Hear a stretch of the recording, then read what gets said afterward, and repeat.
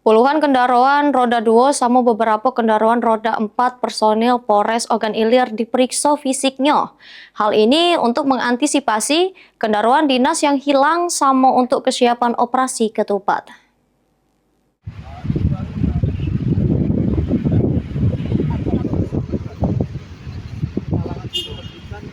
Inilah puluhan kendaraan dinas personil Polres Ogan Ilir yang diperiksa Kapolres Ogan Ilir AKBP Bagus Suryo Wibowo bersama Kapolres Ogan Ilir Helmi Ardiansyah. Puluhan motor ini diperiksa nomor rangka sama nomor mesinnya untuk menyesuaikan dengan motor personil yang diinjuk untuk bertugas melayani masyarakat. Kapolres Ogan Ilir AKBP Bagus Suryo Wibowo ngatakan, namun pemeriksaan ini dilakukan untuk mengecek kesiapan kendaraan personil Polres Ogan Ilir menjelang operasi ketupat 2026 age.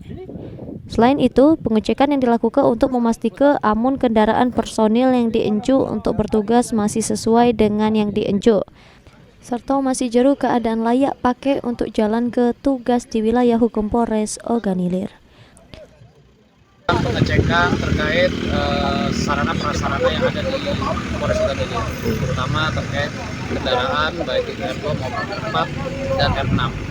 Jadi tadi hasil pengecekan keseluruhan kita sudah cek kondisinya juga baik, yang mana ini nanti akan kita gunakan untuk persiapan menghadapi operasi ketupat dalam rangka melayani masyarakat dalam arus mudik nanti pada saat perayaan hari raya.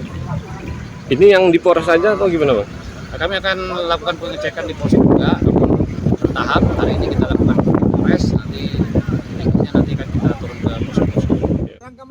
Lebih lanjut, menurutnya pemeriksaan kendaraan secara fisik bakal dilakukan juga di polsek-polsek yang ada di wilayah hukum Polres Ogan Ilir. Ahmad Romawi, PAL TV.